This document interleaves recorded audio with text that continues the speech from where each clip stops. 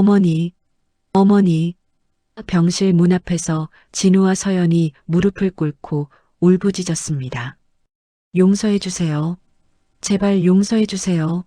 하지만 침대 옆 테이블 위에는 동굴 사진과 체인, 그리고 5억 원 보험 서류가 나란히 놓여 있었습니다.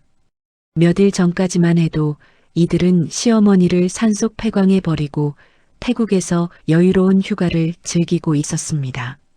3일만 기다리면 5억이 들어와. 하지만 등산객의 신고 한 통화로 모든 계획이 무너졌습니다. 믿었던 가족의 잔혹한 배신과 기적 같은 구조, 그리고 완벽한 복수가 펼쳐지는 놀라운 이야기. 오늘의 사연 시작합니다. 새벽 4시, 이말자는 어시장 골목을 천천히 걸었습니다. 오른손이 미세하게 떨려서 가방 끈을 꽉 움켜쥐었습니다. 아주머니, 오늘도 이렇게 일찍 나오셨네요. 진짜 부지런하시네. 생선 가게 사장이 물고기 비늘을 털어내며 인사했습니다. 그러게 말이에요. 나도 이제 힘든데 뭐 먹고 살려면 나와야지. 뼈 좀 줘요. 국물용으로 좀 넉넉하게. 이말자가 지갑을 꺼내려다 손이 또 떨렸습니다. 몇 번 시도한 끝에 10,000원짜리 2장을 겨우 꺼냈습니다. 손이 요즘 더 떨리시는 것 같은데요? 병원은 다녀오셨어요? 에이, 나이 먹으면 다 그래.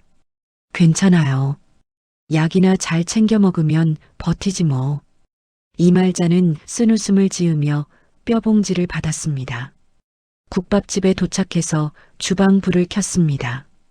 가스레인지 손잡이를 돌리는데 손떨림 때문에 2번이나 실패했습니다.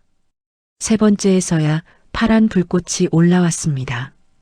휴, 이것도 이제 한 번에 안 돌아가네. 나이 먹은 티가 나지. 한숨을 내쉬며 뼈를 솥에 넣었습니다. 40년째 같은 일을 하고 있는데 이제는 이런 간단한 일도 힘들었습니다. 육수가 끓는 동안 가게 뒤편 계단을 올라갔습니다. 3층 건물 외벽에 금이 간 곳을 손으로 만져보았습니다. 여기도 또 벌어졌네. 수리비가 또 얼마나 들까? 돈 나갈 때는 안 줄어든다. 안 줄어들어. 중얼거리며 계단을 내려오는데 다리에 힘이 없어서 난간을 꽉 잡았습니다. 점심시간이 되자 회사원들과 택시 기사들이 몰려들었습니다. 이모, 돼지국밥 하나요. 오늘도 뜨끈하게 주세요. 여긴 순대국밥 곱빼기로요. 항상 먹던 그 맛으로. 주문이 쏟아졌습니다. 이말자는 떨리는 오른손을 왼손으로 잡아가며 뚝배기를 나르기 시작했습니다. 이모, 괜찮아요? 손이 너무 떨리시는데 쉬셔야 되는 거 아니에요? 괜찮아, 괜찮아. 나 이 일 40년 했어. 아직은 손 안 놓는다. 자, 얼른 먹어. 식으면 맛없어. 이말자는 깍두기 그릇을 테이블에 놓으며 억지로 웃었습니다. 손님들이 다 나간 후 계산대 서랍을 열었습니다. 통장을 꺼내서 벽에 붙인 달력을 보았습니다.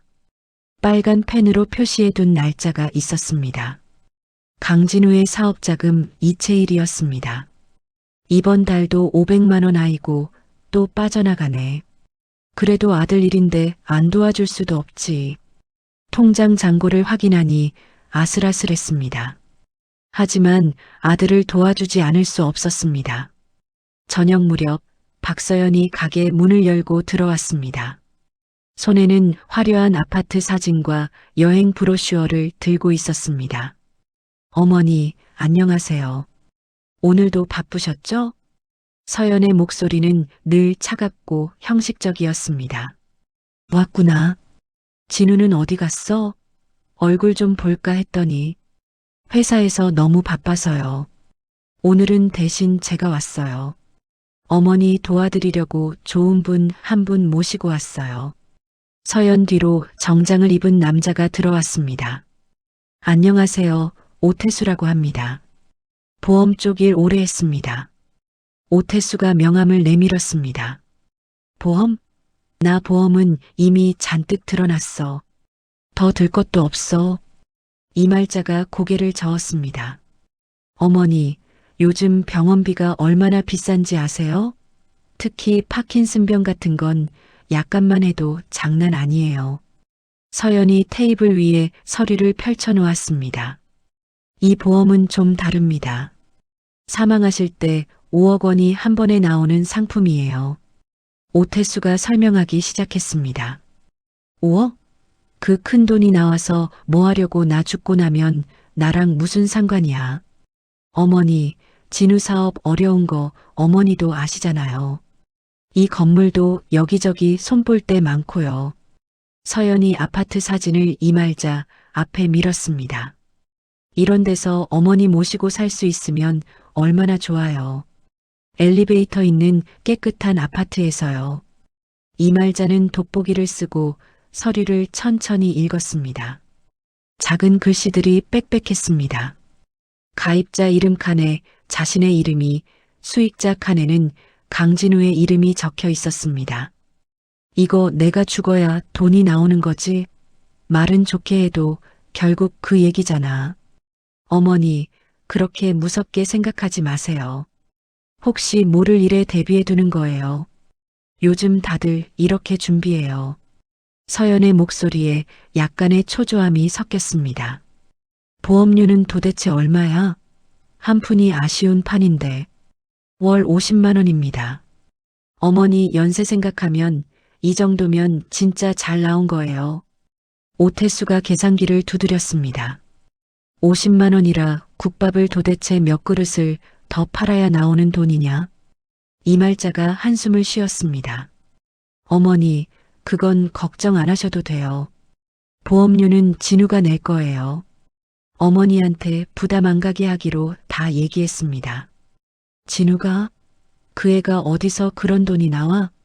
요즘 죽겠다고만 하는 애가. 이제 사업이 잘 풀리려는 참이에요. 곧 크게 성공할 거라고 본인이 자신 있어 하던데요. 서연의 눈빛이 반짝였습니다.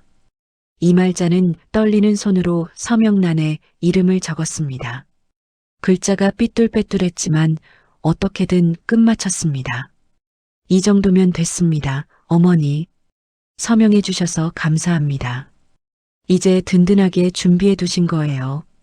오태수가 서류를 챙겨 넣었습니다. 그런데 말이에요, 어머니. 약은 요즘도 꾸준히 잘 챙겨 드시죠? 서연이 뜬금없이 물었습니다. 응, 의사가 주는 대로 먹어. 시간 안 빼먹으려고 알람까지 맞춰놨어. 그래도 조심하셔야 돼요. 파킨슨병 환자분들은 잘 넘어지시잖아요. 계단에서 한번 구르면 큰일 나요. 서연이 의미심장한 표정으로 말했습니다. 다음 날 오후 이말자는 병원에서 돌아오는 길이었습니다. 약 봉지를 들고 가게 뒷문으로 향했습니다. 계단을 오르는데 갑자기 발이 헛디뎠습니다. 이럴 수가. 몸이 앞으로 기울어지며 팔이 계단 모서리에 부딪혔습니다. 아이고 따가워라. 팔을 보니 빨갛게 까져 있었습니다. 심하지는 않았지만 쓰라렸습니다. 어머니, 괜찮으세요? 많이 다치신 거 아니에요? 뒤에서 서연의 목소리가 들렸습니다. 언제 온 건지 모르겠지만 휴대폰으로 무언가를 적고 있었습니다. 별거 아니야. 살 좀 까진 거지 뭐. 이런 건 침 바르면 낫는다. 안 돼요, 어머니. 파킨슨병 있으신 분들은 이런 것도 위험해요. 피멍 들고 골절 오면 큰일 납니다. 됐어. 병원은 오늘도 갔다 왔는데 또 뭘 가. 약 챙겨 먹고 집에서 소독하면 돼. 이말자가 일어서려고 했습니다. 아니에요, 어머니. 이런 건 기록도 남겨야 해요. 혹시라도 나중에 문제 생길 수 있으니까요. 서연이 이말자의 팔을 붙잡았습니다. 그날 밤 서연은 휴대폰 메모장을 열었습니다. 넘어짐 사고 마이너스 12월 2일이라고 적었습니다. 그리고 달력을 확인했습니다. 3일 후면 주말이었습니다. 며칠 후 토요일 아침 강진우와 박서연이 국밥집에 함께 나타났습니다. 진우는 손에 화려한 브로슈어를 들고 있었습니다. 엄마, 오늘은 진짜 좋은 소식 하나 들고 왔어. 진우가 환한 웃음을 지으며 말했습니다. 무슨 소식이길래 아침부터 얼굴이 환하냐? 이말자가 행주로 손을 닦으며 물었습니다. 강원도에 VIP 힐링센터가 있대. 파킨슨병 환자 전용이래. 거기 다녀오면 몸이 훨씬 가벼워진대. 서연이 브로슈어를 펼쳐 보였습니다. 여기 보세요, 어머니. 공기 좋은 산속에 있고 전자파도 차단해 준다잖아요. 요즘 이런 데서 요양들 많이 해요. 힐링센터? 나 같은 사람도 받아준대? 그럼요. 어머니 같은 분들만 받는 곳이래요. 프로그램도 딱 맞춰져 있고 나는 가게 봐야 하는데 주말에도 손님 와. 엄마, 주말 이틀이라고 문 닫는다고 세상이 무너지겠어? 가게는 잠깐 우리한테 맡겨. 엄마 몸이 먼저지. 서연이 다가와서 이말자의 어깨를 만졌습니다. 그래도 돈이 얼만데. 그런 데는 비싸잖아. 엄마, 돈 걱정은 진짜 하지 마. 보험도 있고 내가 알아서 할게. 진우가 가방에서 작은 캐리어를 꺼냈습니다. 짐도 우리가 미리 좀 챙겨왔어. 옷이랑 세면도구 다 넣어놨어. 엄마는 몸만 가볍게 나가면 돼. 서연이 이말자의 핸드폰과 가방을 캐리어에 넣었습니다. 핸드폰도 그 안에 같이 넣을게요. 핸드폰은 내가 들고 있을게. 손주 사진도 보고 시간도 봐야지. 아, 어머니. 힐링센터는 전자파 차단이 원칙이래요. 핸드폰 가져가면 안 된다 하더라고요. 치료에 방해된다고. 진우가 자연스럽게 말했습니다. 그래도 열쇠는 내가 가지고 있어야지. 가게는 내 건데. 엄마, 힐링센터가 있는 동안 가게는 우리가 볼 거잖아. 열쇠도 우리한테 맡겨야 제대로 정리하지. 서연이 손을 내밀었습니다. 이말자는 잠시 망설였지만 결국 열쇠를 건넸습니다. 옷도 바꿔 입으세요, 어머니. 산속은 생각보다 더 추워요. 서연이 가져온 꽃무늬 패딩을 내밀었습니다. 이거 너무 요란하지 않냐? 나이 먹은 사람이 입기에는. 아니에요, 어머니. 이게 얼굴도 밝혀주고 따뜻하기도 해요. 사진 찍으면 진짜 잘 나오겠어요. 서연이 억지로 입혀주었습니다. 가게 셔터를 내리고 전기까지 끄니 40년 동안 지켜온 공간이 텅 비어 보였습니다. 에휴, 문 닫아놓으니까 괜히 허전하네. 엄마 다녀와서 다시 열면 되지. 지금은 엄마부터 고치는 게 먼저야. 빨리 가자. 늦으면 예약 취소된다. 진우가 재촉했습니다. 차에 타니 진우가 운전석에, 서연이 조수석에 앉았습니다. 이말자는 뒷좌석에 혼자 앉았습니다. 원장님이 엄청 유명한 분이라더라. 파킨슨병 환자들 사이에서는 거의 대가래. 진우가 백미러로 이말자를 보며 말했습니다. 그런 사람이 나 같은 늙은이까지 신경 써줄까? 그럼요. 어머니 같은 분들만 보는 데라니까요. 우리가 괜히 찾은 줄 아세요?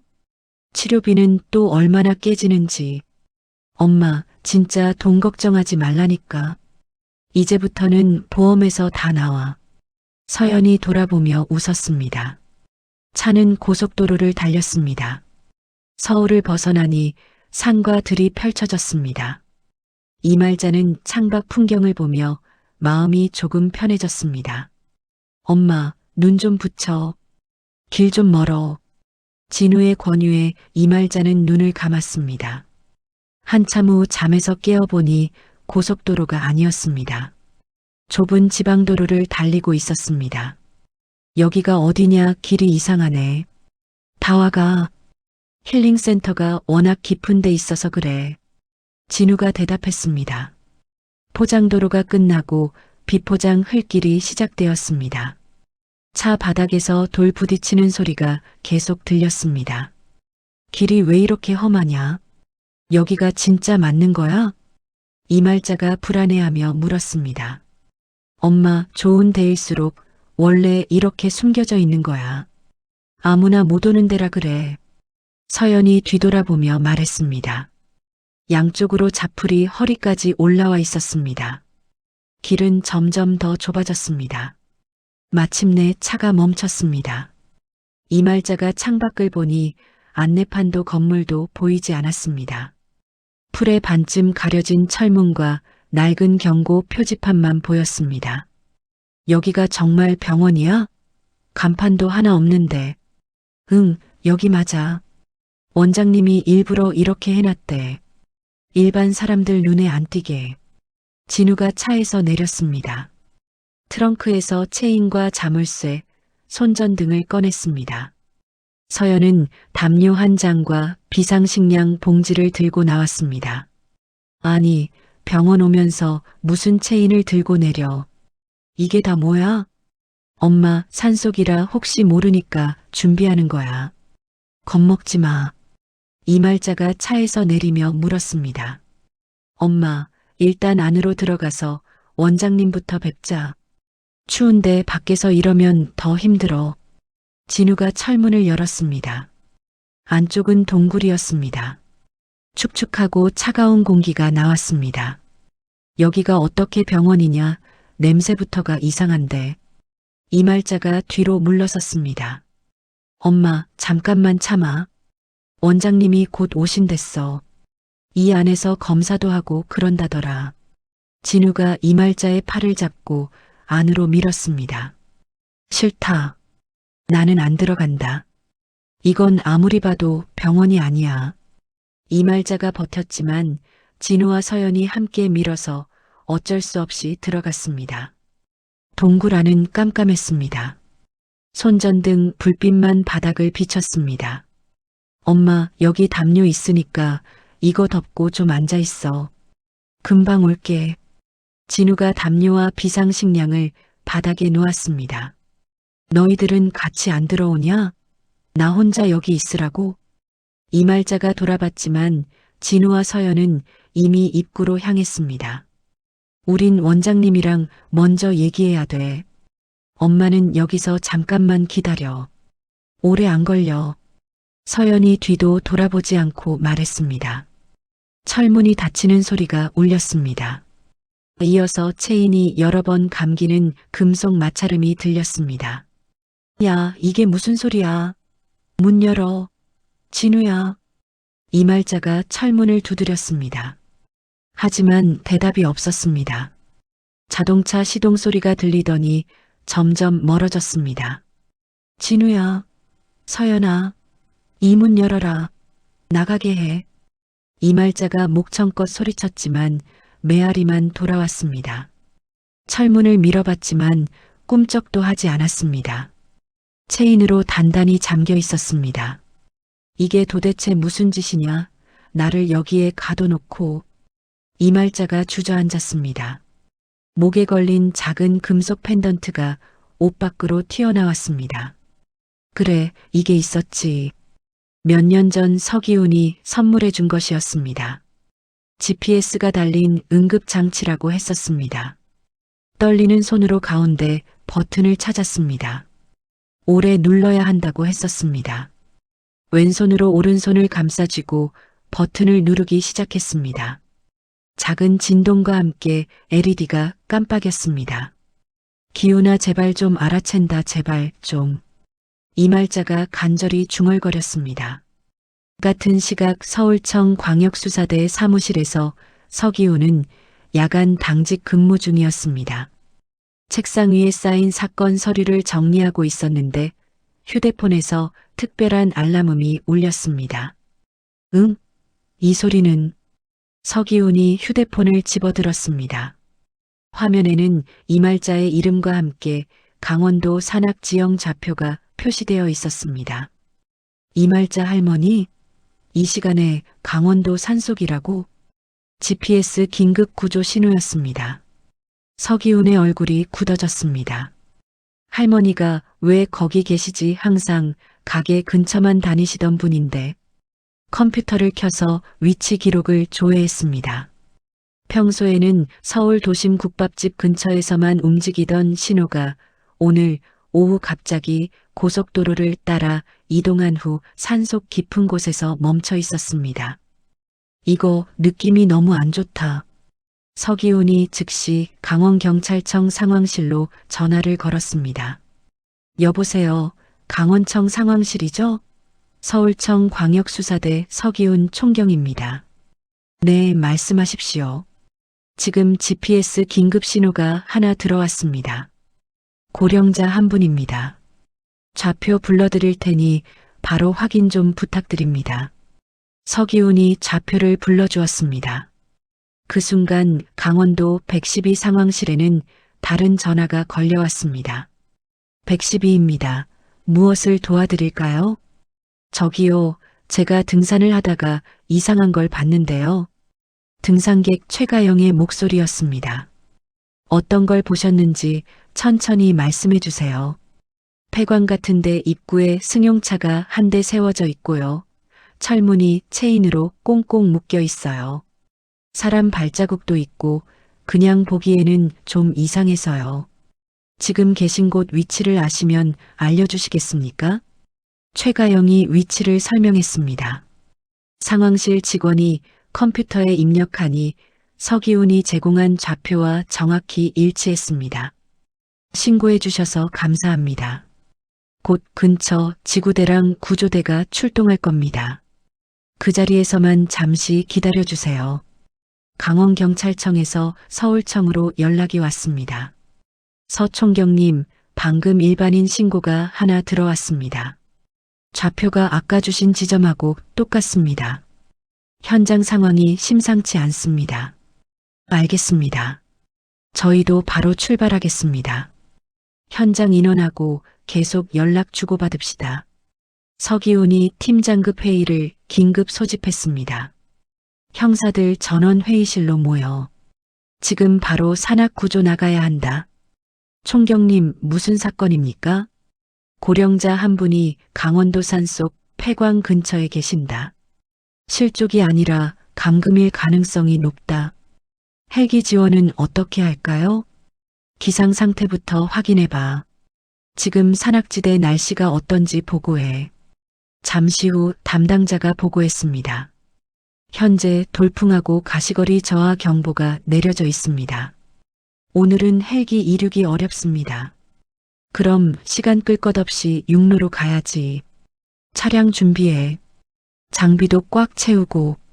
밤 10시 서울청 차량 3대가 고속도로를 달렸습니다. 서기훈은 조수석에서 계속 무전기를 확인했습니다. 강원청이랑 합류 지점까지 시간 얼마나 남았어?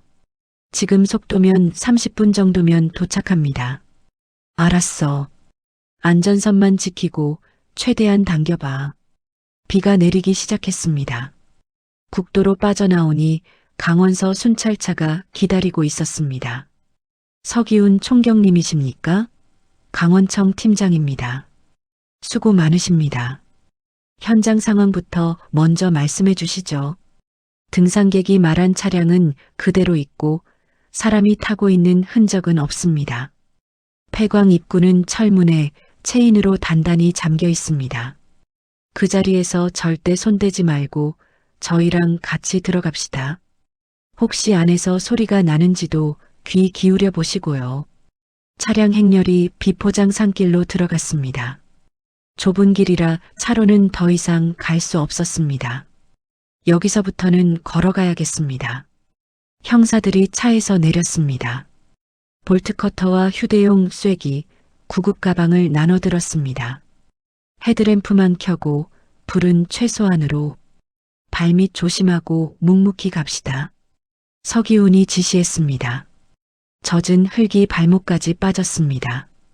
나뭇가지가 옷과 장비에 걸렸지만 멈추지 않았습니다. 30분 정도 걸어가니 폐광 입구가 보였습니다. 길가에 승용차가 세워져 있었습니다. 저 차량 맞습니다. 등산객이 말한 위치 그대로네요. 형사 한 명이 번호판을 휴대폰으로 촬영했습니다. 차 안에 뭐가 있나 장갑 끼고 천천히 확인해봐. 차량 내부에는 담배꽁초와 피크닉 담요, 관광 지도가 놓여 있었습니다. 철문 앞에 도착했습니다. 바닥에는 최근 사람이 움직인 발자국이 선명했습니다. 체인이 새 겁니다. 녹슨 것 같지는 않은데요. 절단 준비해. 그 전에 서기훈이 철문에 귀를 대고 들어봤습니다. 쉰 숨소리 같은 게 아주 희미하게 들린다. 안에 계신 분, 제 말 들리면 한 번만 소리 내보세요. 서기훈이 소리쳤습니다. 안에서 희미한 대답이 들려왔습니다. 여기 있어 살려줘. 이말자의 약한 목소리였습니다. 할머니, 저 서기훈이에요. 조금만 더 버티세요. 곧 문 엽니다. 체인 절단 작업이 시작되었습니다. 볼트 커터로 쇠사슬을 하나씩 끊어나갔습니다. 철문이 열리자 차가운 공기와 함께 축축한 냄새가 났습니다. 조심해서 들어가. 바닥 미끄러우니까 한 발씩. 서기훈이 헤드램프를 켜고 동굴 안으로 들어갔습니다. 구석에서 담요에 몸을 감싸고 웅크린 이말자를 발견했습니다. 얼굴과 팔에 흙 얼룩과 긁힌 자국이 있었습니다. 할머니, 저 기훈입니다. 이제 괜찮아요. 저 왔어요. 서기훈이 무릎을 꿇고 이말자 옆에 앉았습니다. 기훈아, 진짜 너구나. 나 살았네. 이말자가 떨리는 목소리로 말했습니다. 구급대 안으로 들것 가지고 들어오세요. 여기 있습니다. 의료진이 들것을 가지고 들어왔습니다. 체온 측정과 혈압 체크를 바로 시작했습니다. 체온이 많이 떨어져 있습니다. 저체온증 심각합니다. 바로 병원으로 옮겨야 합니다. 알겠습니다. 길 미끄러우니까 앞뒤로 받쳐서 나갑시다. 서기훈이 이말자의 목에 걸린 GPS 펜던트를 조심스럽게 확인했습니다. 작은 LED가 깜빡이다 꺼져 있었습니다. 할머니, 이걸로 저한테 신호 보내신 거죠? 그래, 내가 준 거 믿어보고 눌러봤다. 이말자가 고개를 끄덕였습니다. 들것에 옮겨져 동굴 밖으로 나오는 동안 서기훈은 현장을 다시 살펴봤습니다. 체인과 자물쇠, 차량, 발자국까지 모든 게 증거였습니다. 이건 단순히 길 잃은 게 아니다. 누가 일부러 여기에 두고 간 거다. 구급차가 도착해 이말자를 태우고 병원으로 향했습니다. 서기훈은 마지막으로 현장을 점검했습니다. 체인, 자물쇠, 발자국, 차량 손대지 말고 전부 보존해. 증거물 하나라도 빠지면 안 된다. 네, 총경님. 다 수거하겠습니다. 차량은 견인해서 바로 감식실로 올리고 차주 신원 확인해서 곧바로 보고해. 서기훈의 눈빛이 차갑게 변했습니다. 이제부터는 우리가 끝까지 파봐야 할 일이다. 강원도 지역 응급실에서 이말자는 온열 담요에 감싸여 누워 있었습니다. 수액이 팔에 연결되어 있고 심전도 모니터가 규칙적으로 소리를 냈습니다. 의사가 서기훈에게 설명했습니다. 체온이 많이 회복됐습니다. 고비는 넘기셨어요. 지금으로선 생명에 지장은 없습니다. 의식은 언제쯤 돌아오겠습니까? 얼마나 더 지켜봐야 합니까? 이대로만 가면 내일 아침쯤은 눈을 뜨실 거예요. 밤만 잘 넘기면 됩니다. 서기훈이 고개를 끄덕였습니다. 환자분 옷이랑 가지고 계시던 물건들 전부 따로 보관해 주십시오. 저희한테는 중요한 증거가 될 수 있습니다. 네, 그렇게 처리해 두겠습니다. 간호사가 이말자의 옷과 담요, 목걸이를 수납함에 정리했습니다. 서기훈은 병원 보안실로 갔습니다. 오늘하고 어제 CCTV 영상 전부 보존해 주시고 응급실이랑 병실 쪽 출입 기록도 따로 묶어서 보관해 주십시오.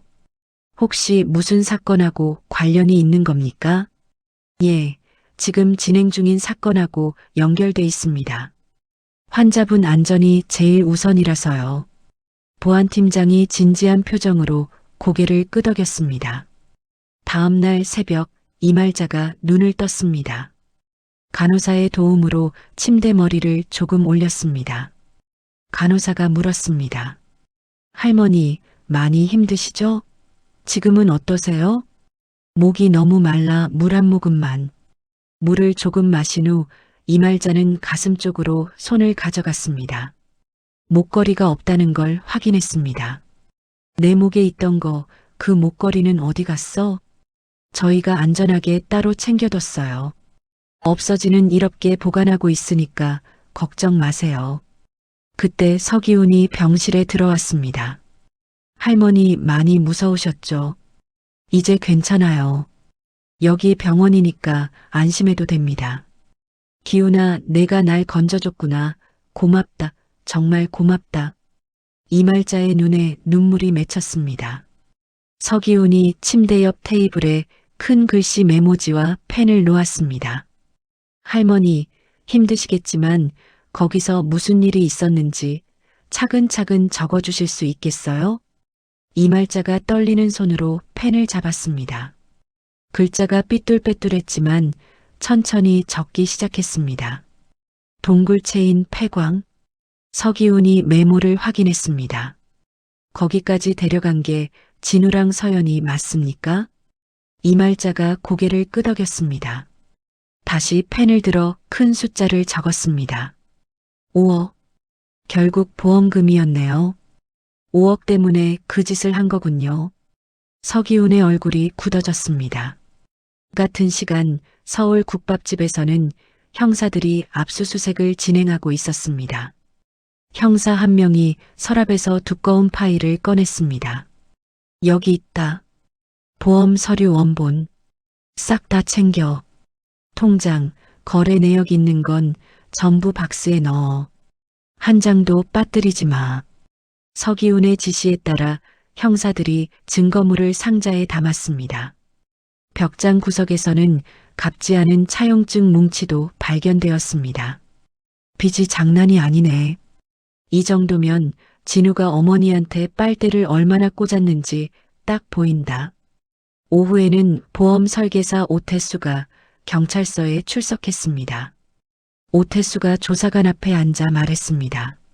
몇 달 전에 강진우 씨 부부가 같이 찾아왔습니다. 그때 무슨 이야기들을 했는지 처음부터 천천히 말씀해 주세요. 처음엔 사망 보장이 1억짜리였는데 자꾸 금액을 더 올려달라고 했습니다. 결국 5억까지 늘렸습니다. 그때 설계사 입장에서 좀 이상하다 싶은 점은 없었습니까? 솔직히 말씀드리면 좀 석연치 않았습니다. 대부분은 입원비나 치료비를 먼저 묻는데 두 분은 끝까지 사망했을 때 얼마 나오냐만 물어봤거든요. 오태수가 당시 메모장을 꺼냈습니다. 여기 메모해 둔 게 있습니다. 박서연 씨가 보험금 받는 절차, 서류 준비는 어떻게 해야 하는지까지 아주 꼼꼼하게 물어봤습니다. 당시 피보험자인 어르신이 서명하실 때 상태는 어떠셨습니까? 손이 많이 떨리셔서 제가 조금 천천히 하셔도 된다고 했을 정도였습니다. 그런데 강진우 씨가 우리 어머니 원래 그렇다, 괜찮다고 하면서 빨리 끝내자고 재촉했습니다. 강원도 병원에서 이말자는 중환자실에서 일반 병실로 옮겨졌습니다. 물리치료실에서 보행기를 잡고 천천히 걸었습니다. 물리치료사가 격려했습니다. 와, 할머니. 처음 오셨을 때랑은 많이 다르세요. 걸음이 훨씬 안정됐어요. 그래, 나 빨리 나아서 더는 남한테 안 휘둘리려고. 이말자가 힘들게 웃었습니다. 병실 벽에는 사회복지사가 가져온 안내 책자가 붙어 있었습니다. 법률구조공단 연락처도 함께 적혀 있었습니다. 서기훈이 병실을 방문했습니다. 할머니, 국밥집 건물 말입니다. 이제 어떻게 하실 생각이세요? 팔아야지. 이젠 내 힘으로는 그 건물 못 지킨다. 욕심 부리다가 또 당할 순 없지. 그럼 믿을 만한 공인중개사 한번 불러볼까요? 제가 알아봐 드릴게요. 그래, 너 말 믿고 한번 해보자. 다음 날 공인중개사가 병실로 찾아왔습니다. 지금 나온 가격이 시세보다 조금 높게 잡혔습니다. 이 정도면 어르신께 꽤 유리한 조건입니다. 매매 계약서를 테이블 위에 펼쳐 놓았습니다. 매매대금 받는 분, 수익자 명의는 누구로 넣을까요? 이말자가 서류를 천천히 읽어보았습니다. 수익자란에 강진우 이름이 적혀 있는 걸 보고 펜을 들었습니다. 같은 시간 방콕의 한 호텔에서는 진우와 서연이 수영장 옆에 누워 있었습니다. 서연이 태블릿으로 계좌를 확인하며 물었습니다. 보험금은 도대체 언제쯤 들어올까? 대충이라도 날짜 좀 잡혀야 계산을 하지. 3일 뒤에 신고하면 일주일 안에는 나온다더라. 빨리만 처리되면 더 당길 수도 있고 5억이면 카드값이랑 사채 다 맞고도 남지. 숨통 좀 트이겠다. 그럼 이제 진짜 사람답게 좀 살자. 더 이상 빚독촉 전화에 쫓기지 말고. 서연이 스파 예약 앱을 열었습니다. 내일은 마사지 제대로 받고 저녁에는 쇼핑이나 한번 털자. 여기까지 와서 아끼면 뭐하냐? 좋지. 어차피 며칠은 더 있어야 하잖아. 지금이나 즐기자고. 호텔 객실에서 두 사람은 여행 일정표에 체크 표시를 하며 즐거워했습니다. 강원도 병실에서 이말자는 작은 메모지에 날짜를 적고 있었습니다. 그 날짜에서 3일을 더한 숫자를 다시 적었습니다. 아, 얘들이 나를 딱 3일 만에 죽은 사람으로 만들 생각이었구나. 이말자가 중얼거렸습니다. 서기훈이 병실 밖에서 휴대폰을 확인했습니다. 진우 부부의 출국 기록과 항공편 정보가 들어와 있었습니다. 귀국 날짜가 딱 3일 후네. 계산이 딱 맞아 떨어진다.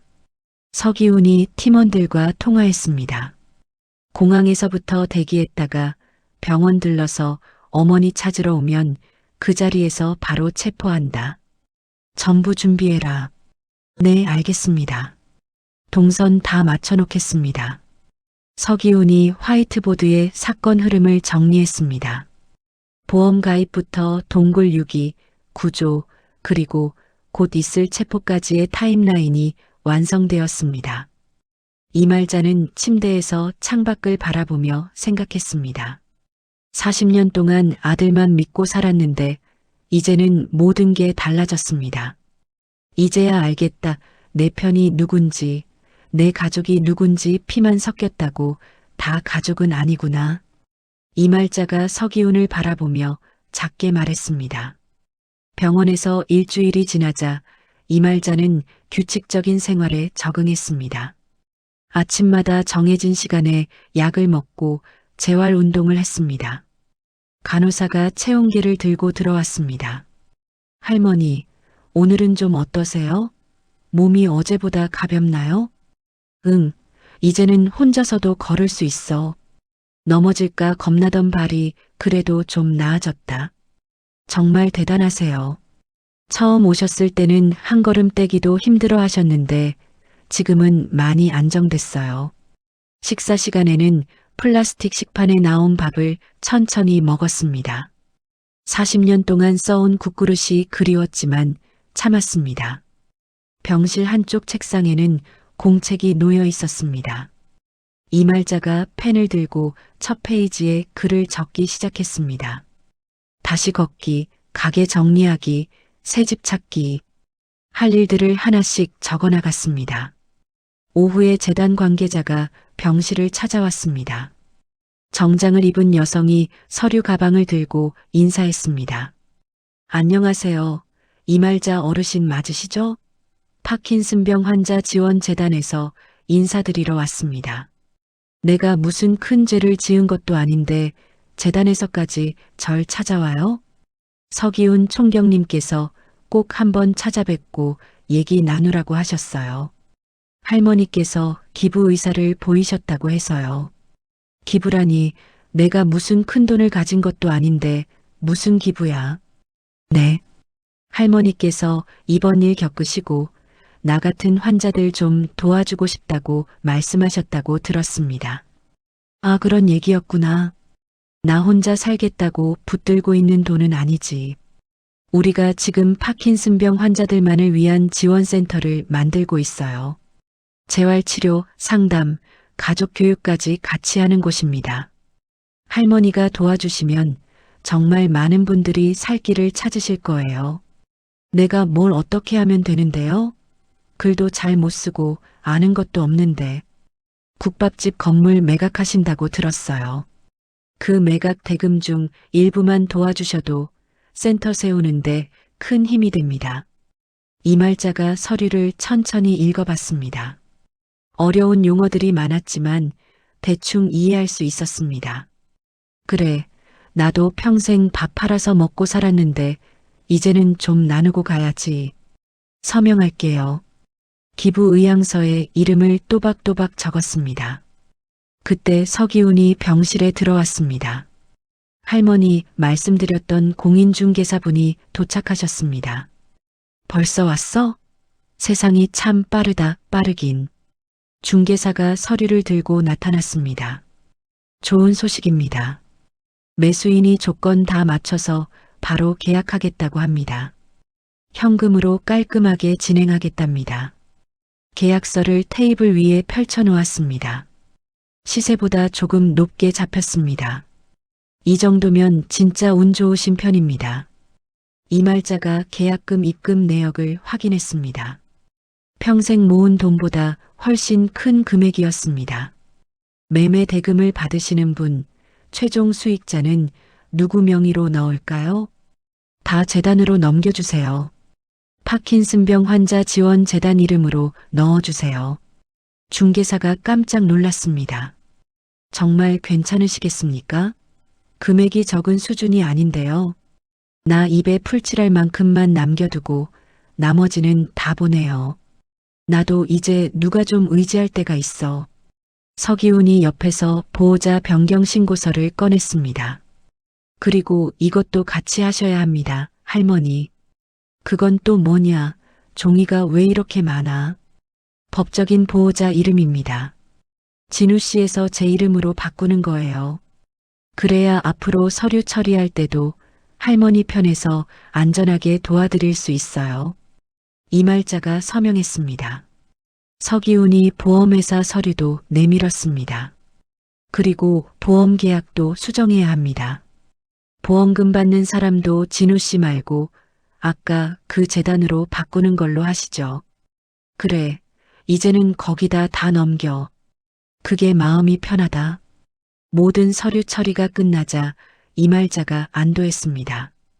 이제야 숨이 좀 놓인다. 돈 때문에 목 조르는 사람은 더는 못 보겠다. 같은 시간 국밥집에서는 상인들이 폐업 안내문을 보고 있었습니다. 아니, 이말자 할머니가 이걸 다 드신다고? 40년을 한가게인데 갑자기 왜? 아들 사업 망해서 그런 거 아니겠어? 요즘 가게도 한산했잖아. 그래도 40년을 같이 봤는데 문 닫는 거 보니까 마음이 허하다. 매일 맡던 국물 냄새도 이제 못 맡겠네. 옆 가게 사장이 고개를 저었습니다. 근데 할머니는 지금 어디 계신데? 혼자 계시면 안 되는데. 병원에 계신다더라. 근데 무슨 병인지는 아무도 모른다네. 서울청에서는 형사들이 진우 부부의 금융 기록을 분석하고 있었습니다. 최근 몇 달 사이에 사채 쓴 내역이 쫙 깔렸네요. 액수가 장난이 아닙니다. 카드 쓰는 패턴도 이상해요. 보험 가입하고 나서부터 갑자기 씀씀이가 커졌습니다. 형사가 컴퓨터 화면을 가리켰습니다. 해외 결제만 몇백이네요. 호텔, 항공, 스파 시원하게 썼네. 포렌식 팀에서 보고서가 올라왔습니다. 체인 감식 결과 나왔습니다. 강진우 지문이 선명하게 찍혀 있습니다. 국밥집 주차장에서 확보한 차량 지문하고도 일치합니다. 서기훈이 보고서를 확인했습니다. 이제 말로 빠져나갈 구멍은 없다. 물증이 딱 떨어진다. 등산객 최가영이 다시 경찰서를 방문했습니다. 그날 봤던 모습, 제가 기억나는 대로 그려왔어요. 스케치북에 차량 위치와 철문 모습을 그려놨습니다. 여기 이쪽에 신발 자국도 여러 개 있었어요. 혼자 다닌 발자국은 아니었어요. 정말 큰 도움이 됩니다. 이렇게까지 신경 써주셔서 고맙습니다. 조사관이 스케치를 사진으로 찍었습니다. 오태수도 추가 진술을 위해 경찰서에 왔습니다. 강진우 부부가 얼마나 집요했는지 오늘은 그 부분까지 자세히 말씀드리겠습니다. 어떤 점이 특히 이상하게 느껴졌는지 구체적으로 말씀해 주세요. 사망보험금 나오는 날짜, 절차, 필요 서류 이런 걸 여러 번 반복해서 물어봤습니다. 마치 미리 준비라도 하듯이요. 특히 박서연 씨가 더 집요했어요. 이미 머릿속에 그림이 다 그려져 있는 사람처럼 한치 오차 없이 물어보더군요. 강원도 병원에서 이말자는 복도를 워커로 천천히 걸었습니다. 복도 끝 창문에서 밖을 내려다봤습니다. 이제부터는 내 인생, 내가 정한다. 더는 남 눈치 안 본다. 중얼거리며 병실로 돌아왔습니다. 테이블 위에는 서기훈이 가져온 작은 손난로가 놓여 있었습니다. 할머니, 여기 이거. 손 자꾸 차시니까 이거 쥐고 계세요. 충전식이라 오래가요. 고맙다, 기훈아. 내가 내 친손자 같다. 이말자가 손난로를 쥐고 손가락 운동을 했습니다. 할머니, 진우 씨랑 박서연 씨가 모레 귀국합니다. 그래, 이제 올 때가 됐지. 어머니 병실부터 들를 가능성이 큽니다. 그때 바로 체포할 계획입니다. 서기훈이 조심스럽게 말했습니다. 그래, 알았다. 나도 마지막으로 해줄 말은 해야겠다. 그것까진 내가 할게. 그날 밤 이말자는 침대에 누워 생각했습니다. 40년 동안 아들만 믿고 살았는데 이제는 모든 게 달라졌습니다. 서기훈이 팀 회의실에서 마지막 점검을 했습니다. 화이트보드에는 사건의 전체 흐름이 정리되어 있었습니다. 모레가 바로 디데이다. 공항부터 병원까지 전부 준비된 거 맞지? 네, 총경님. 공항, 이동 차량, 병원 복도까지 전부 인원 배치 끝났습니다. 체포 영장도 발부 완료됐습니다. 시간만 맞추면 됩니다. 서기훈이 빨간 펜으로 귀국 시간을 표시했습니다. 이제 끝이 코앞이다. 할머니 억울함 여기서 다 풀어드린다. 병원 행정팀에서는 보호자 명단을 수정했습니다. 진우 부부 이름 위에 빨간 줄을 긋고 아래에 서기훈의 연락처를 적었습니다. 모든 준비가 완료되었습니다. 방콕 호텔 수영장에서 강진우와 박서연은 선베드에 나란히 누워 있었습니다. 서연이 스마트폰으로 쇼핑몰 사진을 찍고 있었습니다. 진우가 선글라스를 벗으며 물었습니다. 오늘 스파 예약이 몇 시였더라? 괜히 놓치면 아깝잖아. 3시. 그 전에 쇼핑몰 한 바퀴 돌고 오자. 여기까지 와서 그냥 쉴 순 없잖아. 서연이 태블릿을 열어 일정표를 확인했습니다. 5억 들어오면 제일 먼저 뭐부터 할까? 생각만 해도 웃음 나오지 않아? 일단 카드값, 사채 싹 다 맞고 그 다음 강남 쪽 아파트 계약금부터 넣자. 남들 사는 것처럼 좀 살아보자. 진우가 손가락으로 계산했습니다. 그리고 남는 돈으로는 사업 한 번 더 제대로 해보는 거지. 이번엔 진짜 크게. 제발 이번엔 망하지 마라. 나 진짜 더 이상 쫓기는 삶은 싫다. 객실로 돌아와서 호텔 금고를 열었습니다. 여권과 보험 서류 사본, 현금 뭉치가 들어 있었습니다. 지금 현금 얼마 남았어? 계산 한번 해보자. 아직은 괜찮아. 며칠 더 놀다 가도 돼. 걱정할 정도는 아니야. 내일도 스파 가자. 여기 와서까지 아끼자는 소리 하지 마. 어차피 곧 5억 들어오는데. 진우가 침대에 누워 천장을 봤습니다. 딱 3일만 더 지나면 실종 신고하는 날이네. 그래. 그 뒤로 일주일이면 보험금도 쏟아져 들어오겠지. 다음 날 오전 11시 객실 전화벨이 요란하게 울렸습니다. 이 시간에 누가 전화를 다 해? 룸서비스 잘못 온 건가? 진우가 전화를 받았습니다. 네, 여보세요? 강진우 씨 맞으십니까? 한국 경찰입니다. 진우의 얼굴이 순식간에 하얘졌습니다. 경찰이라뇨? 여기까지 무슨 일이죠? 서연이 화들짝 놀라 진우 옆으로 달려왔습니다. 스피커폰으로 받고 나도 들어야 해. 어머님께서 강원도 산속에서 발견되셨습니다. 폐광 근처에서 구조됐습니다. 발견됐다고요? 산산에서요? 네. 폐광 동굴 안에서 구조됐고 지금은 병원에서 치료받고 계십니다. 어떻게 그런 데 계실 수가 있죠. 거긴 저희도 처음 듣는 곳인데요. 그 부분은 직접 뵙고 들으시죠. 가능한 한 빨리 귀국해서 조사에 협조해 주셔야 합니다. 예, 알겠습니다. 최대한 빨리 들어가겠습니다. 전화가 끊어지자 두 사람은 말없이 서로를 바라봤습니다. 말이 돼? 거기서 어떻게 살아나와? 우리 계산대로면 벌써 3일이나 지났는데. 진우가 머리를 감싸 안았습니다. 끝났다. 계획이 완전히 꼬였다. 일단 정신부터 차리자.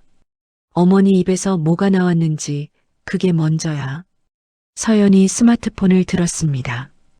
비행기표부터 받고 지금 이대로 놀다 갈 상황이 아니야. 항공사 앱을 열어 예약 변경을 시작했습니다. 제일 빨리 갈 수 있는 비행기가 언제야?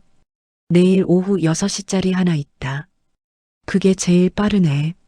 그걸로 받고 취소 수수료가 얼마든 지금 따질 때 아니다. 진우가 호텔 책상에 앉아 메모지에 뭔가를 적기 시작했습니다. 지금 뭐 적는 거야?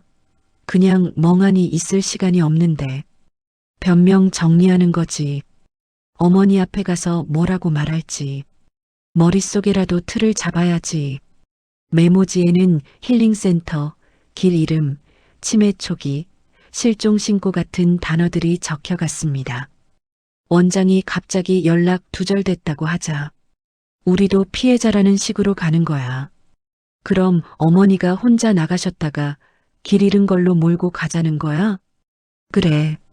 치매 초기라서 혼자 산책 나갔다가 길을 잃으신 걸로. 우리가 신고도 했는데 못 찾았다고 말하자. 서연이 진우가 적은 메모를 봤습니다. 과연 이게 통할까? 요즘 세상이 어떤 땐데. 지금은 이 수밖에 없어. 안 통하면 그때 가서 또 생각하는 거야. 진우가 펜을 내려놨습니다. 어머니가 우리를 의심하고 있으실까? 아니면 아직도 믿고 계실까? 그건 가봐야 알지. 여기서 머리만 싸맬 때가 아니다. 서연이 짐을 정리하기 시작했습니다. 쇼핑백과 캐리어를 다시 패킹했습니다. 화려한 옷들과 명품 가방들이 들어갔습니다. 이 비싼 것들 아직 택배도 못 자랑했는데 나중에 또 벌어서 사면 된다. 지금은 목부터 살리고 보자. 진우가 호텔 로비로 체크아웃하러 갔습니다. 이렇게 바로 귀국하면 오히려 더 수상하게 보는 거 아닐까? 어머니가 산에서 구조됐다는 소리 듣고도 느긋하게 있으면 그게 더 이상한 거야. 지금은 빨리 가는 게 맞아. 공항으로 향하는 택시 안에서 두 사람은 계속 휴대폰을 봤습니다. 한국 뉴스 좀 검색해봐. 기사 떴는지부터 확인하자. 폐광 구조, 노인 구조, 파킨슨 이런 걸로 검색해 볼게. 관련 기사들이 몇 개 나왔습니다. 다행이다. 아직 기사에 우리 이름은 안 나왔다. 휴, 그나마 그건 다행이다. 진우가 안도했습니다. 근데 경찰이 우리가 방콕에 있는 건 어떻게 알고 전화한 거지? 출국 기록 다 남잖아. 여권 찍힌 거 그대로 다 보이는데 뭐. 어머니가 우리 이름을 직접 말한 건 아닐까? 그게 더 무서워. 설마 어머니가 우리를 의도적으로 찌르셨겠냐. 그래도 마지막까지 아들 믿으시는 분인데. 하지만 진우의 목소리도 확신이 없었습니다. 공항 대기실에서 두 사람은 출발 시간까지 기다렸습니다. 병실 들어가면 첫 마디를 뭐라고 해야 할지 그것부터 막막하다. 연락이 안 돼서 미치는 줄 알았다고 해. 힐링센터 원장한테 속았다고 하고. 힐링센터 원장은 뭐라고 둘러댈 건데? 원장이 갑자기 잠적했다고 하자. 우리도 사기당한 거라고. 우린 어머니 맡겼다가 같이 당했다. 이런 식으로. 서연이 메모장을 다시 확인했습니다. 중요한 건 딱 하나야. 우리 둘이 말이 조금이라도 엇갈리면 끝이야. 적어둔 거 그대로 맞춰. 알았어. 내가 적은 거 머리에 박아둘게. 비행기에서 두 사람은 거의 말을 하지 않았습니다. 창밖만 바라보며 각자 생각에 잠겼습니다. 그래도 안 죽고 살아계신 건 다행이야. 그 말은 맞다. 응, 그러네, 다행이라고 해야지. 보험금은 이제 꿈도 꾸지 말아야겠지. 이제부터는 살 길부터 생각해야지. 안 그러면 우리도 끝이다. 인천공항에 도착하니 한국의 차가운 공기가 느껴졌습니다. 입국 심사를 마치고 수화물을 찾으며 두 사람은 주변을 둘러봤습니다. 혹시 경찰이 기다리고 있나 싶어서였습니다. 없다, 누구도 안 보인다. 생각보다 조용한데? 그래도 공항에서 바로 잡혀가는 건 아니네. 그건 다행이다. 공항 벤치에 잠시 앉아 병원에 전화를 걸었습니다. 저 강진우인데요. 저희 어머니 상태가 지금 어떠신지 좀 여쭤봐도 될까요? 지금은 많이 안정되셨습니다. 보호자분 면회는 언제쯤 오실 예정이세요? 지금 막 공항에서 나왔습니다. 바로 병원으로 가겠습니다. 병원까지 택시를 탔습니다. 창밖 야경을 보며 두 사람은 말이 없었습니다. 이제부터가 진짜 시작이야. 말 한마디마다 조심해야 돼. 응, 우리가 준비한 대로만 하자. 실수하지 말고. 병원이 가까워질수록 두 사람의 손에는 땀이 났습니다. 병원 주차장에서 택시가 멈춰 섰습니다. 강진우와 박서연이 캐리어를 끌며 내렸습니다. 정말 어머니가 여기 계시는 거 맞겠지? 혹시 우리만 속는 거 아니지? 여기까지 속이진 않겠지. 경찰이 그럴 이유는 없으니까. 진우가 대답했지만 목소리에 떨림이 있었습니다. 원무과에서 방문자 등록 카드를 작성했습니다. 진우의 손이 떨려서 글자가 삐뚤빼뚤했습니다. 직원이 물었습니다. 보호자 성함 적어주시겠어요? 강진우입니다. 환자 아들입니다. 여기 보니까 보호자 변경이 돼 있네요. 지금은 서기훈 총경님 성함으로 되어 있습니다. 네, 그게 무슨 말씀이죠? 제가 아들인데요. 진우가 당황했습니다. 어머님께서 직접 변경 요청하셨어요. 총경님이 곧 내려오신다고 하셨습니다. 엘리베이터를 타고 병동층으로 올라갔습니다. 문이 열리자 복도에는 간호사와 보호자 몇 명이 드물게 오가고 있었습니다. 저기 복도 끝에 두 분 서 계시죠? 그분들이 경찰분들이에요. 서연이 출입구 근처를 가리켰습니다. 평상복을 입은 남자 두 명이 안내데스크 주변에 서 있었습니다. 저 사람들 딱 봐도 경찰이다. 분위기가 다르잖아. 그때 한 명이 다가왔습니다. 강진우 씨, 박서연 씨 두 분 맞으십니까? 네, 맞습니다만. 저희가 어머님 병실까지 모시고 가겠습니다. 다른 형사도 함께 걸어왔습니다. 어머니 상태가 많이 안 좋으신 건 아니겠죠? 지금은 많이 안정되셨습니다. 회복도 잘 되고 계세요.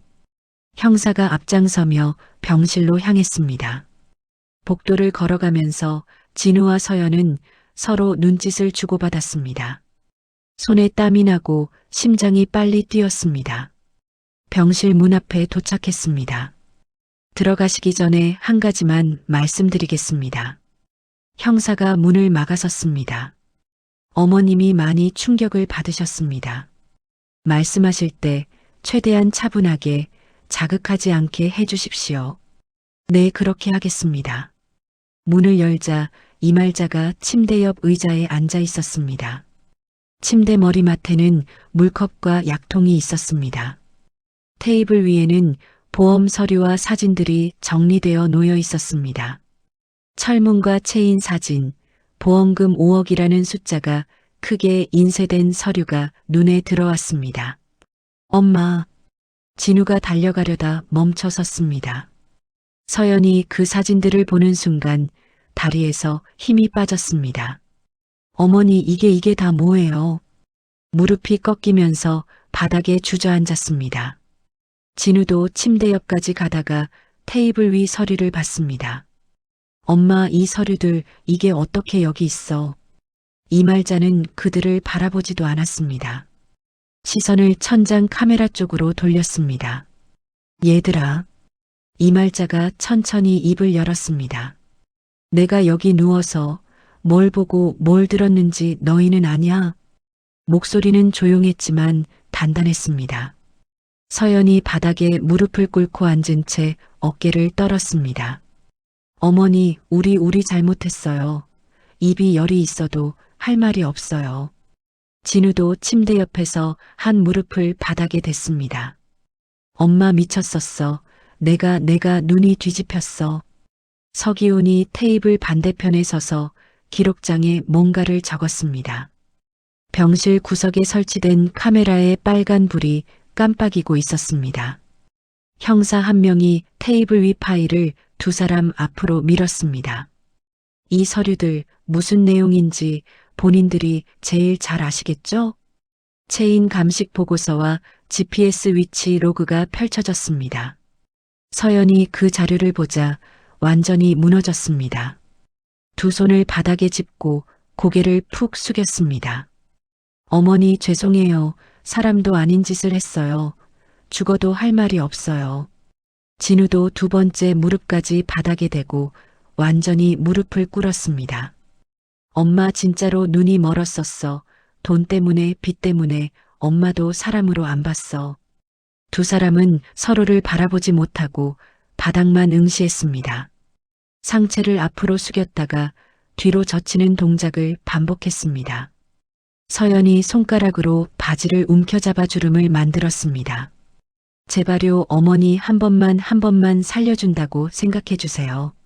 서기훈이 휴대용 녹음기를 켰습니다. 지금부터 녹음하면서 진술 받겠습니다. 사실대로 말씀하십시오. 테이블 중앙에 이말자가 쓴 메모를 올려놓았습니다. 동굴, 체인, 5억이라는 글자가 선명했습니다. 형사가 조용히 말했습니다. 이 세 글자, 동굴, 체인, 5억. 이게 무슨 뜻인지 직접 입으로 설명해 보세요. 진우가 무릎을 꿇은 채로 고개를 들었습니다. 우리가 엄마를 산으로 데려갔어요. 목소리가 끊어졌습니다. 서연이 바닥에서 고개를 들지도 못한 채 말했습니다. 폐광 동굴에 엄마를 혼자 두고 문을 잠갔어요. 다 돈 때문이었어요. 5억 보험금 때문에 우리가 눈이 뒤집혔어요. 이말자가 워커를 잡고 천천히 일어났습니다. 침대에서 한 걸음 떨어진 곳까지 이동했습니다. 동굴 사진을 잠시 내려다본 후 다시 자리에 앉았습니다. 40년이다. 40년을 아들 하나 보고 버텼는데 결국 이렇게 돌아오네. 이말자의 목소리에 실망이 묻어났습니다. 진우가 바닥에 이마를 대고 절을 하듯 몸을 숙였습니다. 엄마, 나 진짜 죽어 마땅한 짓을 했다. 뭐라고 빌어도 소용없는 거 안다. 서연도 같은 자세로 바닥에 엎드렸습니다. 우린 인간도 아니었어요. 돈 앞에서 부모 버리는 짐승이나 다름없었어요. 형사가 체포영장을 꺼냈습니다. 강진우, 박서연. 두 사람은 존속살해, 미수 및 보험 사기 혐의로 체포합니다. 수갑이 두 사람의 손목에 채워졌습니다. 이미 무릎을 꿇고 있던 탓에 일어설 수가 없었습니다. 바닥 근처에서 형사들에게 끌려나와 복도로 이동했습니다. 엄마, 엄마, 제발 한마디만 용서해줘요, 엄마. 한 번만, 딱 한 번만 눈 감아줘요. 두 사람의 울부짖는 소리가 복도에 울렸지만 병실 문은 이미 닫혔습니다. 이말자는 워커의 몸을 기댄 채 창문 쪽으로 걸어갔습니다. 병원 앞 도로에 경찰차가 서 있는 게 보였습니다. 이제는 진짜 끝났네. 누구 편 들고 말고 할 것도 없네. 중얼거리며 고개를 저었습니다. 서기훈이 테이블 위 자료를 정리했습니다. 할머니, 오늘 많이 힘드셨죠? 그래도 여기까지 잘 버티셨습니다. 아니야. 오늘 같은 날이 와야 했어. 이제야 가슴이 조금은 시원하다. 앞으로는 마음고생 그만하시고 편하게 사셔야 합니다. 그게 할머니가 누릴 권리예요. 서기훈이 서류철을 꽂으며 말했습니다. 기훈아, 내가 안 나섰으면 나 지금쯤 산에서 싸늘했을 거다. 고맙다. 내 생명 덕에 살렸다. 할머니가 먼저 저를 살려주셨어요. 옛날에 주머니에 돈 하나 없던 제게 국밥 한 그릇 떠주셨잖아요. 그걸 아직도 기억하고 있어? 그런 건 평생 못 잊습니다. 제가 지금 여기까지 온 것도 그 한 그릇 덕분이에요. 복도에서 진우와 서연이 끌려가는 소리가 들렸습니다. 어머니, 한 번만 쳐다봐 주세요, 어머니. 하지만 이말자는 창밖만 바라봤습니다. 40년 동안 믿었던 아들이지만 이제는 남이었습니다. 이제부터는 새로 살 거다. 뒤는 안 돌아본다. 이말자가 혼잣말을 했습니다. 서기훈이 병실 밖으로 나가며 CCTV 확인을 위해 복도로 향했습니다. 모든 장면이 선명하게 녹화되었습니다. 진짜 가족이 누구인지 이제 확실해졌습니다. 한 달 후 법원 대형 스크린에 동굴 내부 사진이 띄워졌습니다. 방청석에서는 작은 탄식 소리들이 흘러나왔습니다. 검사가 증거 자료를 하나씩 제시했습니다. 피고인들은 피해자인 노모를 강원도 폐광 동굴 안에 고의로 감금했습니다. 보험 설계 변경 기록, 체인에서 나온 지문, GPS 위치 기록.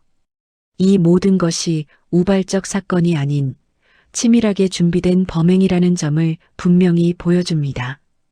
피고인석에 앉은 강진우와 박서연은 고개를 푹 숙이고 있었습니다.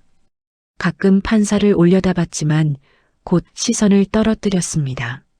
서연이 손가락으로 무릎 위 옷자락을 말아쥐었다가 풀었다가 반복했습니다. 판사의 목소리가 법정에 울렸습니다.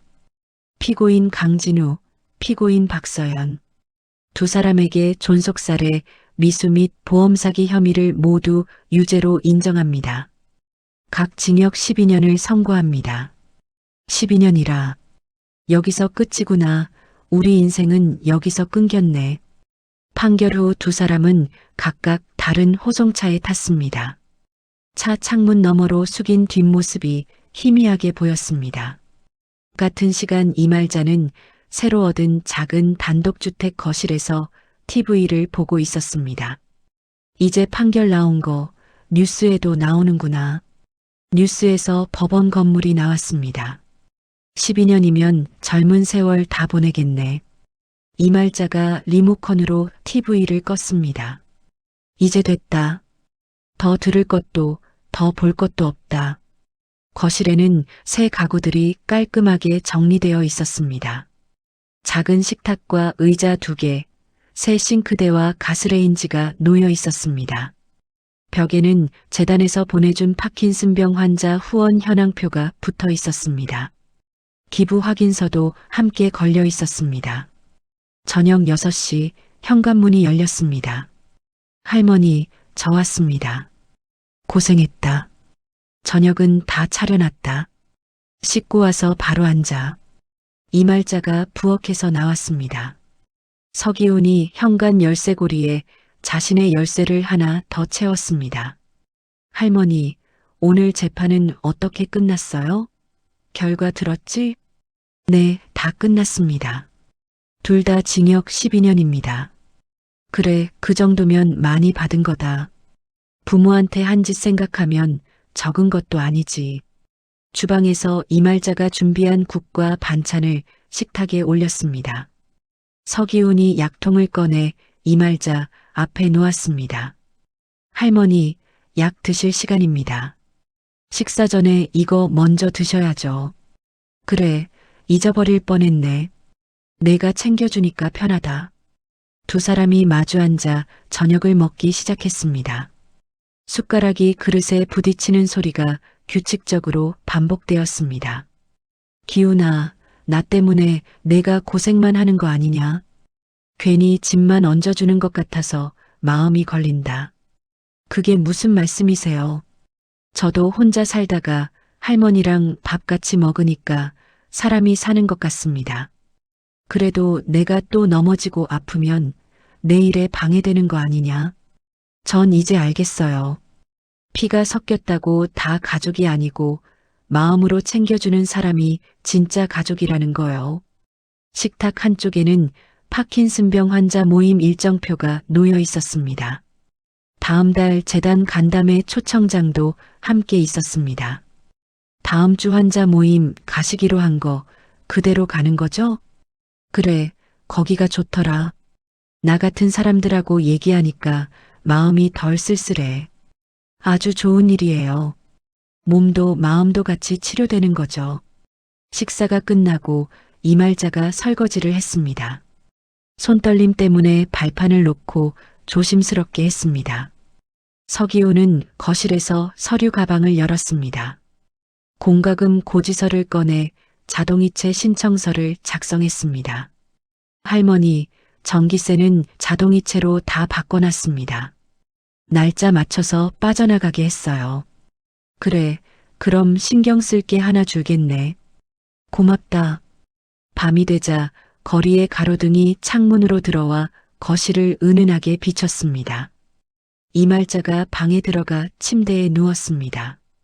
벽에 붙인 작은 메모를 읽었습니다. 다시 걷기, 사람 살리기, 밥 함께 먹기. 하나씩 이뤄가고 있는 목표들이었습니다. 옆방에서는 서기훈이 책상에 앉아 다음날 근무 일정을 정리했습니다. 서랍에서 옛날 국밥집 명함을 꺼내 파일에 보관했습니다. 이 작은 명함 하나에 40년 세월이 다 들어있네. 중얼거리며 파일을 닫았습니다. 몇 개월이 지나면서 동네 사람들이 이 집을 자연스럽게 받아들였습니다. 정기적으로 오가는 경찰차와 약 배달 오토바이를 보며 고개를 끄덕였습니다. 저 집 할머니는 이제 혼자가 아니네. 늘 누가 들락날락하네. 경찰관이랑 같이 사시나 보다. 든든하겠네. 노인네 혼자 두는 것보다야 100번 낫지. 얼마나 든든하시겠어. 6개월 후 파킨슨병 환자 지원센터 개소식이 열렸습니다. 이말자가 기부한 돈으로 만들어진 곳이었습니다. 센터 현관에는 후원자 명단이 새겨져 있었습니다. 그 중에 이말자의 이름도 작은 글씨로 적혀 있었습니다. 할머니, 여기 보세요. 여기 이름 적혀 있죠? 이말자 어르신, 이게 할머니입니다. 이름이 크면 뭐하고 작으면 뭐하냐? 여기 있는 사람들한테 도움이 되면 그걸로 됐지. 이말자가 웃었습니다. 개소식에 참석한 환자들과 가족들이 이말자에게 인사했습니다. 어르신 덕분에 저희 같은 사람들도 이렇게 모일 때가 생겼어요. 정말 감사합니다. 아이고, 나도 받으러 온 거지 뭘. 나 혼자 한 거 아니다. 한편 강원도에서는 폐광 동굴이 완전히 폐쇄되었습니다. 입구에 출입 금지 펜스와 경고 표지판이 세워졌습니다. 이제는 아무도 여기 들어올 수 없겠네요. 깔끔하게 막혔습니다. 2번 다시는 이런 일 생기면 안 됩니다. 이 정도면 충분히 막아놨죠. 그와 동시에 서울 외곽의 작은 집에서는 저녁 준비가 한창이었습니다. 할머니, 오늘 메뉴 뭐예요? 냄새가 벌써 맛있는데요. 된장찌개 끓였다. 내가 좋아하잖아. 간은 좀 싱겁게 했으니까 내 입에 맞을지 모르겠다. 냄새만 맡아도 밥 2공기각인데요. 빨리 먹고 싶어요. 이말자가 가스불을 켜며 웃었습니다. 예전처럼 손이 떨리긴 했지만 마음은 평온했습니다. 기훈아, 나는 내 덕에 다시 사는 기분이다. 산에서 나왔을 때보다 지금이 더 새 인생 같다. 전 오히려 고맙습니다. 혼자 라면 끓여 먹다가 이렇게 집밥 먹으니까 사람이 사람 같아요. 국물 끓는 소리와 숟가락 부딪히는 소리가 집안에 울렸습니다. 40년 동안 보험금만 노리던 계획과는 전혀 다른 방향으로 흘러간 이야기였습니다. 진짜 가족의 의미를 찾아가는 새로운 일상이 매일 쌓여가고 있었습니다. 창밖으로는 따뜻한 불빛이 새어나왔습니다. 한때 차갑던 관계는 이제 진정한 온기로 바뀌어 있었습니다. 기훈아, 내일은 뭐 할까? 또 병원 가야 하냐? 내일은 환자 모임 가는 날이에요. 친구분들 다 기다리실걸요. 그래, 나도 친구들 만나러 가야지. 이제는 나도 할 일 있는 사람이다. 두 사람의 대화는 밤늦도록 이어졌습니다.